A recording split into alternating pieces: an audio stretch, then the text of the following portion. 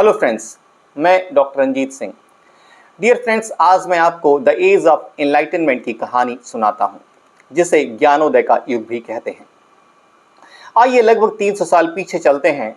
उस समय 17वीं शताब्दी का लगभग अंत समय था। यूरोप के अधिकांश देशों में राजा शासन करते थे। लोग जो कुछ भी चर्च या धर्म गुरु कहते थे उसे बिना सवाल किए सच मान लेते थे। विज्ञान बहुत अधिक विकसित नहीं था और अंधविश्वास भी काफी फैला हुआ था। लेकिन धीरे धीरे कुछ लोगों ने सोचना शुरू किया, क्या हर बात को बिना सोचे मान लेना सही है? क्या हमें अपनी बुद्धि का भी उपयोग नहीं करना चाहिए? यहीं से शुरू हुई ज्ञानोदय की कहानी, द एज ऑफ एनलाइटनमेंट। ये आंदोलन लगभग 1685 से 1815 तक चला। लेकिन इसका सबसे महत्वपूर्ण समय 18th सेंचुरी को माना जाता है। इस युग का सबसे बड़ा संदेश था, अपनी बुद्धि, रीजन का उपयोग करो, हर बात को समझो और फिर विश्वास करो। लेकिन यह बदलाव अचानक नहीं आया। इसकी शुरुआत बहुत पहले हो चुकी थी। 1543 में एक वैज्ञानिक निकोलस कॉपरनिकस ने कहा कि पृथ्वी सूर्य के चारों ओर घूमती है। उस समय लोग मानते थे कि सूर्य पृथ्वी के चारों ओर घूमता है, इसलिए बहुत से लोगों ने उनकी बात नहीं मानी। कुछ वर्षों बाद गैलीलियो ने दूरबीन से आकाश का अध्ययन किया और कॉपरनिकस की बात सही साबित करने की कोशिश की। फिर 1687 में इंग्लैंड के महान वैज्ञानिक सर आइजैक न्यूटन ने अपनी प्रसिद्ध पुस्तक mathematical principles of natural philosophy प्रकाशित की। उन्होंने गुरुत्वाकर्षण, ग्रेविटी और गति के नियम, लॉज ऑफ मोशन बताए। लोगों को पहली बार महसूस हुआ कि प्रकृति अपने निश्चित नियमों के अनुसार चलती है और मनुष्य अपनी बुद्धि से उन नियमों को समझ सकता है। यहीं से लोगों का विश्वास तर्क, लॉजिक और विज्ञान, साइंस में बढ़ने लगा। इसी समय 1688 में इंग्लैंड में ग्लोरियस रेवोल्यूशन हुई। ग्लोरियस रेवोल्यूशन इंग्लैंड की इतिहास की एक बहुत महत्वपूर्ण राजनीतिक घटना थी। इसे रक्तहीन क्रांति, ब्लडलेस रेवोल्यूशन भी कहा जाता है, क्योंकि इसमें बहुत कम हिंसा हुई। राजा जेम्स सेकेंड को हटाकर विलियम थर्ड और मैरी सेकेंड को शासक बनाया गया। अगले वर्ष 1689 में बिल ऑफ राइट्स बनाया गया। अब राजा की शक्ति कम हो गई और संसद की शक्ति बढ़ गई। लोगों को लगा कि केवल राजा ही सब कुछ तय नहीं करेगा, बल्कि कानून और जनता भी महत्वपूर्ण है। इसी समय इंग्लैंड के एक महान दार्शनिक थे, जॉन लॉक। उन्हें द एज ऑफ एनलाइटन का सबसे प्रभावशाली विचारक माना जाता है। उनके विचारों ने केवल इंग्लैंड ही नहीं, बल्कि पूरे यूरोप और अमेरिका की राजनीति, शिक्षा, समाज और साहित्य को नई दिशा दी। उन्हें फादर ऑफ लिबरलिज्म तथा कई विद्वानों द्वारा फादर ऑफ द एनलाइटनमेंट भी कहा जाता है। उन्होंने 1689 में अपनी प्रसिद्ध पुस्तक an essay concerning human understanding प्रकाशित की। उन्होंने कहा कि जब बच्चा जन्म लेता है तो उसका मन एक खाली कागज, ब्लैंक स्लेट या टेबुला रसा की तरह होता है। वह जो कुछ सीखता है वह अपने अनुभवों से सीखता है। इसके बाद 1690 में उन्होंने अपनी दूसरी पुस्तक टू ट्रीटाइज ऑफ गवर्नमेंट प्रकाशित की। इस पुस्तक में उन्होंने कहा कि प्रत्येक मनुष्य को जन्म से कुछ प्राकृतिक अधिकार, नेचुरल राइट्स प्राप्त होते हैं। इसमें उन्होंने कहा कि हर मनुष्य को जन्म से 3 अधिकार मिलते हैं: लाइफ, लिबर्टी और प्रॉपर्टी।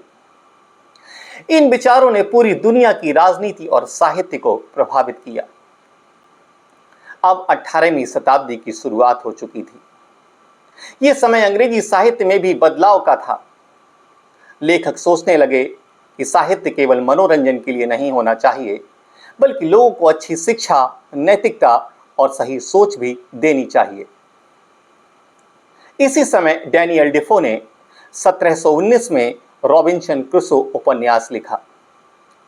यह एक ऐसे व्यक्ति की कहानी है जो एक सुनसान द्वीप पर अकेला फंस जाता है। वह अपनी बुद्धि, मेहनत और धैर्य से अपना जीवन बचाता है। इस कहानी में एनलाइटनमेंट का सबसे बड़ा संदेश छिपा है।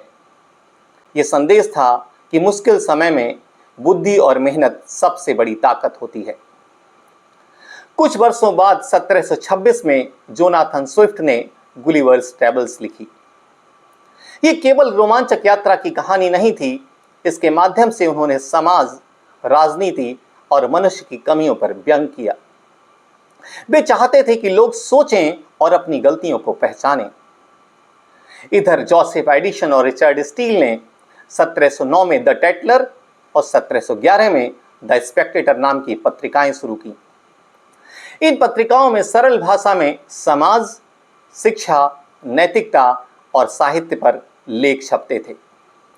धीरे धीरे पढ़ने की आदत बढ़ने लगी और आम लोग भी नए विचारों से परिचित होने लगे। अब कविता की बारी आई। अलेक्जेंडर पोप इस युग के सबसे प्रसिद्ध कवि बने।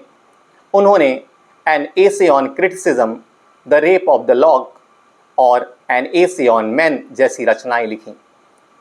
उनका विश्वास था कि कविता में बैलेंस, संतुलन, क्लैरिटी, स्पष्टता और लॉजिक, तर्क होना चाहिए। इसके बाद सैमुअल जॉनसन आए। उन्होंने 1755 में a dictionary of the English language प्रकाशित की। यह अंग्रेजी भाषा का पहला बड़ा और विश्वसनीय शब्दकोश था। इससे अंग्रेजी भाषा और अधिक व्यवस्थित हो गई। इस समय केवल इंग्लैंड ही नहीं बल्कि पूरा यूरोप बदल रहा था। फ्रांस में वोल्टायर लोगों को सोचने और प्रश्न पूछने के लिए प्रेरित कर रहे थे। 1748 में महान फ्रेंच राजनीतिक विचारक मॉन्टेस्क्यू ने अपनी प्रसिद्ध पुस्तक the spirit of the laws लिखी और बताया कि सरकार की शक्तियां अलग अलग होनी चाहिए।